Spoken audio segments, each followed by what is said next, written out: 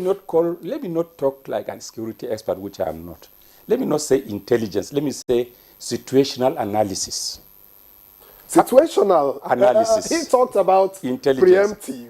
Somebody in the situational DSS is already here with us. Listen, somebody in the DSS can talk about intelligence. Somebody like me who is in the classroom, I don't talk about intelligence. I was coming there. I talk about situational analysis. So that is where we differ.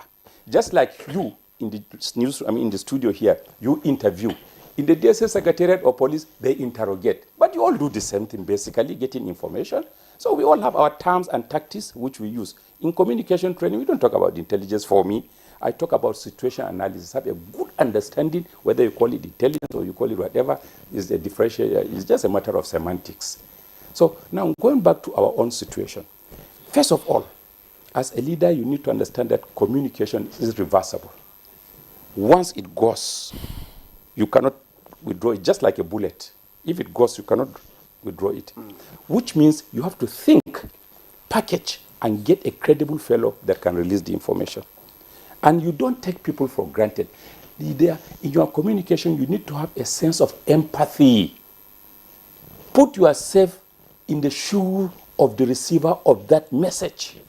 Don't just sit in some coveted office, enjoying all the privileges of life, and then release messages thinking that every other Nigerian is enjoying the same kind of privilege that you are also enjoying.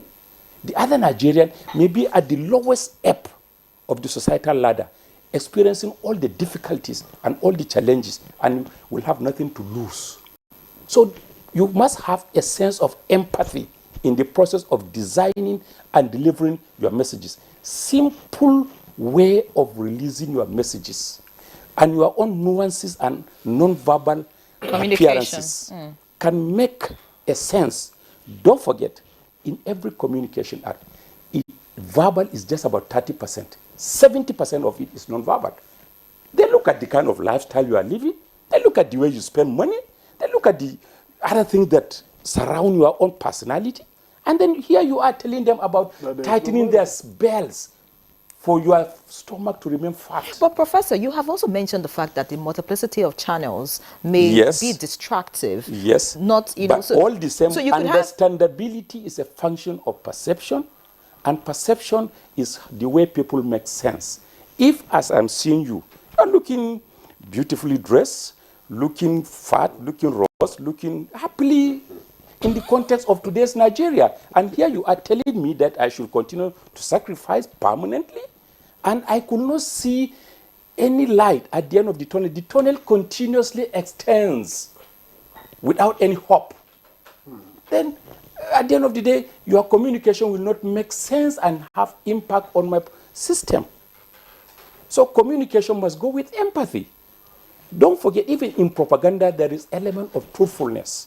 When you talk of credibility in communication that can be believed, is built on 4 factors: truthfulness, relevance, dynamism, and of course, I'll remember the 4th element. So there are 4, and once they are lacking, no matter how much you pontificate, no matter how much you preach, no matter how you talk, people can simply listen, but they will not internalize the message. They will not believe in you. Belief has a scale.